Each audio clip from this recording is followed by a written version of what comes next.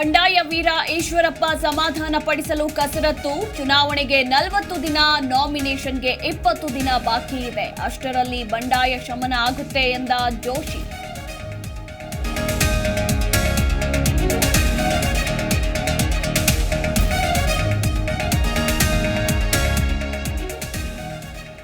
ಈಶ್ವರಪ್ಪ ಮುನಿಸಿಗೆ ಪ್ರಧಾನಿ ಮೋದಿ ಮದ್ದು.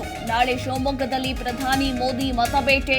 ನಮೋ ಜೊತೆ ಮಾತುಕತೆ ಬಳಿಕ ಎಲ್ಲ ಫೈನಲ್.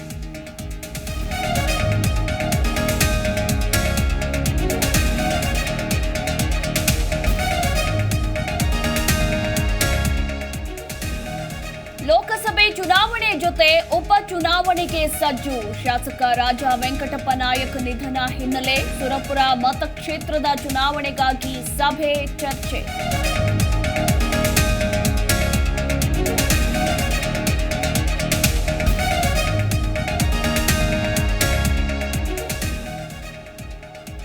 ರಮೇಶ್ ಕತ್ತಿಗೆ ಚಿಕ್ಕೋಡಿ ಲೋಕಸಭೆ ಟಿಕೆಟ್ ಮಿಸ್. ಕಾಂಗ್ರೆಸ್ಗೆ ಬರುವಂತೆ ಆಹ್ವಾನ ಕೊಟ್ಟ ಶಾಸಕ.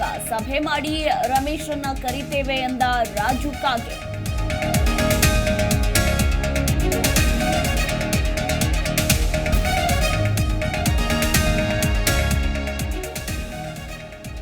ತಮಿಳುನಾಡಿಗೆ ಕಾವೇರಿ ನೀರು ಹರಿಸಿದ ಹಿನ್ನೆಲೆ 86 ಅಡಿಗೆ ಕುಸಿದ ಕೆಆರ್ಎಸ್ ಡ್ಯಾಂನ ನೀರಿನ ಮಟ್ಟ.